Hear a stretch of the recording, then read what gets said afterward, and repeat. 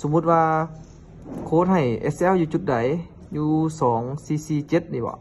เราก็ลากมาปะไว้นี่เราก็สังเกตเบิ่งว่ามันลบเท่าไหร่เนาะลบเท่าไหร่เราก็เบิ่งตัวนี้เห็นบ่มันจะขึ้นเงินให้ราคาที่เราขาดทุนเท่าไหร่แล้วตัวนี้นี่จะเป็นจุดเนาะ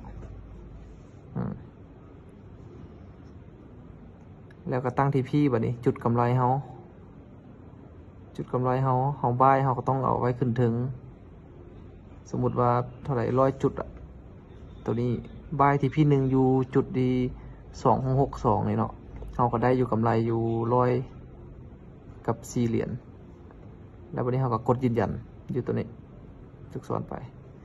กดโมเดลก็แปลว่าได้แล้วตอนนี้ออเดอร์ที่1ตัวนี้เนี่ยจะเป็น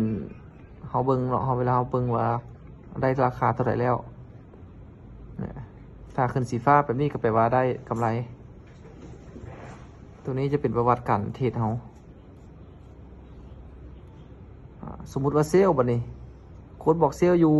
2558เฮาก็กดเลยปุ่มมันก็ขึ้นมาให้อีกแล้วเรากดเส้นเนี่ยเพื่อตั้ง TPSL เราต้องกดให้ถึงเส้นเนาะมันมี2ความมันอยู่ติดกันแล้วมันจะบางทีกดยากหน่อยนึง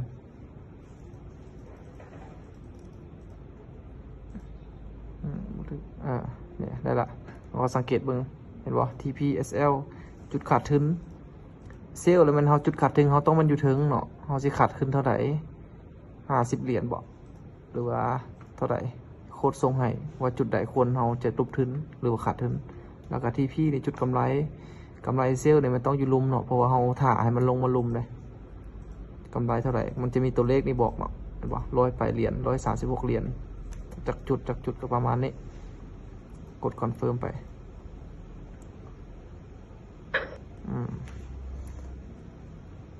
อันนี้มันตัวราคาปัจจุบันที่เราได้เสียเนาะหรือว่าเราพอใจในกำไรตัวนี้แล้วเราสามารถปิดได้เลยก็ปิดได้ตัวนี้แล้วก็ปิด